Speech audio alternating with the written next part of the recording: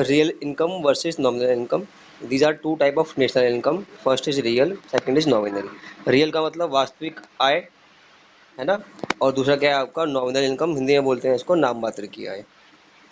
अब रियल में और नॉमिनल में अंतर क्या होता है? जैसे कि आपकी क्रीम है फेयर एंड लवली, है ना, वो बोलती है कि आप यूज़ करो फेयर एंड लवली और क्या बन जाओ, गोरे बन जाओ। पर रियल में ऐसा होता है? नहीं होता, है ना। तो क्या हुआ आपका, रियल और नॉमिनल दोनों में फ़र्क होता है। नॉमिनल जो नाम मात्र के लिए है, यानी कि जो आपके सामने है, बट एक्चुअल में वो क्या है वो नहीं पता आपको। जो एक्चुअल में है उसकी जब हम बात करेंगे तो हम बात कर रहे हैं रियल इनकम की, ठीक है। तो वो इनकम जो हमें विजिबल है वो है आपकी नॉमिनल इनकम, और वो इनकम जो विजिबल तो नहीं है पर वो एक्चुअल है, यानी कि अस्तित्व में उस समय वही है, प्रेजेंट में वही है जो हमारे को अफेक्ट करेगी, वो अफेक्ट करेगी रियल इनकम। नॉमिनल इनकम तो कुछ भी हो सकती है आपकी, बट जो रियल इनकम है वो मैटर करती है। अब कैसे मैटर करती है आगे देखेंगे। तो it is important to distinguish between nominal and real value of a country's national output and income. आप लोगों को पता होना चाहिए, जब हम बात कर रहे हैं नेशनल आउटपुट की तो हम बात कर रहे हैं नेशनल इनकम की, क्योंकि आउटपुट को हम मेजर करते हैं किससे, जीडीपी से, है ना। और हम क्या बोलते हैं, जीडीपी को हम बोलते हैं नेशनल इनकम। उसी के बारे में आज बात करेंगे हम। Nominal income measures the income at current prices, ये बात जो चल रही है क्या करती है, it measures the national income at current prices. जो मैंने डिफाइन किया था पहले आपको, क्या डिफाइन किया था, जीडीपी क्या होता है आपका, it is the value, market value of all goods and services produced with in the domestic boundary of a country.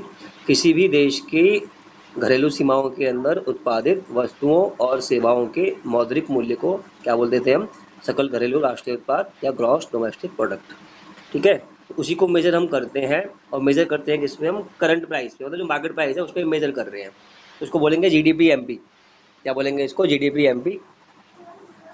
तो ये है आपका मार्केट प्राइस पे आपकी नेशनल इनकम। लेकिन क्या हुआ, हम एक बात ध्यान में रखना भूल गए, मैंने आपसे बोला कि लास्ट ईयर आपकी इनकम थी 10,000 रुपये, अब आपकी इनकम है 12,000 रुपये। आपसे मैंने पूछा क्या आपकी इनकम इंक्रीज हो गई, है ना। आपने क्या बोला मुझे कि हाँ मेरी इनकम 20% इंक्रीज हो गई। लेकिन मैंने आपको फिर बोला कि लास्ट ईयर 10,000 रुपये में एक अच्छा सा मोबाइल आ रहा था, मान लीजिए सैमसंग का मोबाइल आ रहा था, है ना। और अब वो मोबाइल आ रहा है 15,000 रुपये का।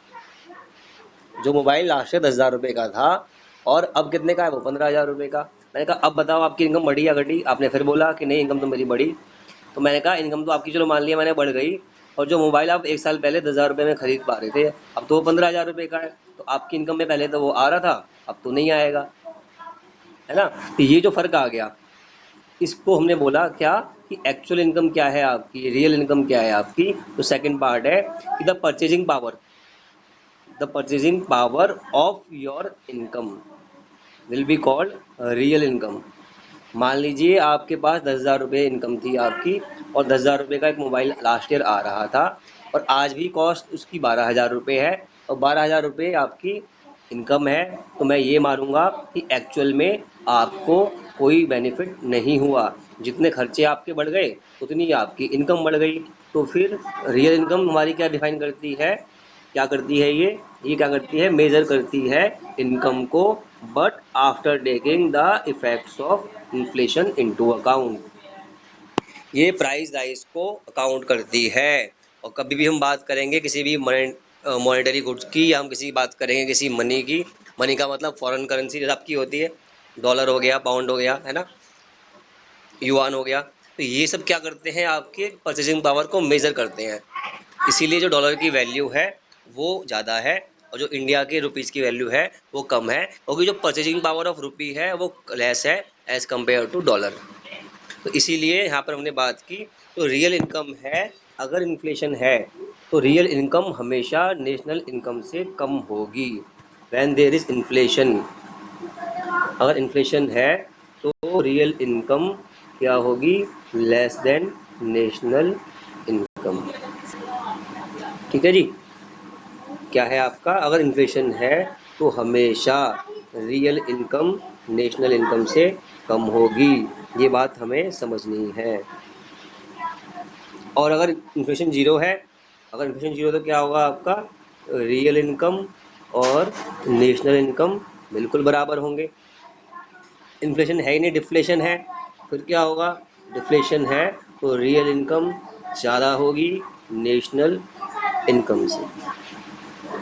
ठीक है, क्या है, अगर अगर डिफ्लेशन है तो क्या होगा, रियल इनकम ज़्यादा होगी नेशनल इनकम से। तो मैं आपको ये समझाना चाह रहा था। ठीक है, when we want to measure growth in the economy, जो मैंने आपको बताया कि आपकी इनकम में कितनी इंक्रीज हो गया, we have to adjust for the effects of inflation. ये बात ध्यान देनी है कि जब हमने इनकम को मेज़र किया और इन्फ्लेशन को मेज़र नहीं किया तो वो है आपकी नॉमिनल इनकम।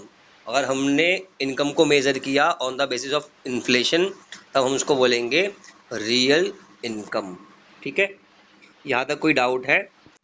तो एग्जाम में आपको खाली डिफाइन करने से काम नहीं चलेगा, you have to give it up by giving a practical example. आपको एक प्रैक्टिकल एग्जाम्पल भी देना होगा। तो हम एग्जाम्पल ले रहे हैं, और कभी एग्जाम में आ भी जाता है कि आपको कैलकुलेट करना है तो आप कैलकुलेट कर सकते हैं। तो ये रहा एग्जाम्पल हमारे सामने। क्या बोल रहा है आपसे वो, in 2014 the nominal value of GDP rises to 1450।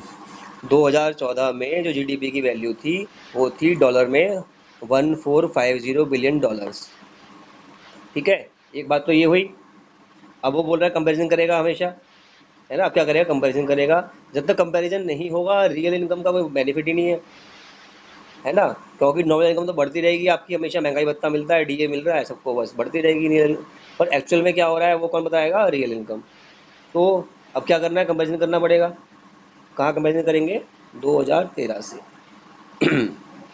ठीक है, 2013 में क्या वैल्यू थी आपकी जीडीपी की, 1400 billion.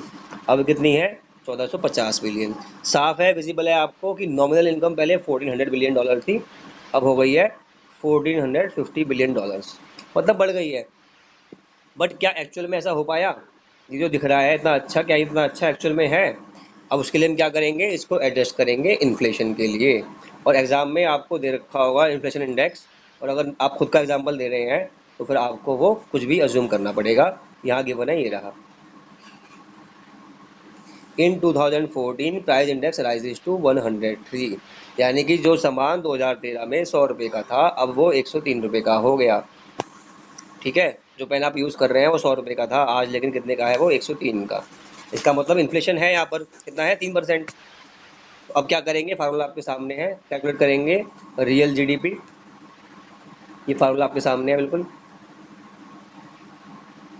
Real GDP equal to nominal GDP into 100।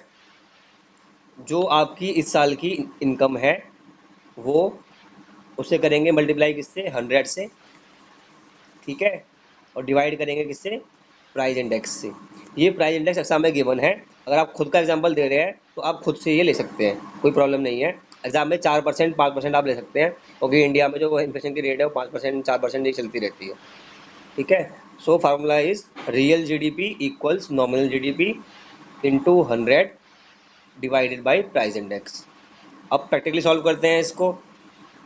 हम बात कर रहे हैं रियल जीडीपी इन 2014, तो हमें लेना होगा जीडीपी 2014 का, वो है कितना आपका, 1450 बिलियन। तो ये लिख दिया हमने 1450 बिलियन। ठीक है, इंटू किया 100, डिवाइड किया 103, वो क्या है आपका, प्राइस इंडेक्स, है ना, वो क्या है आपका प्राइस इंडेक्स। तो देखेंगे आप, ये अमाउंट यहाँ से आया,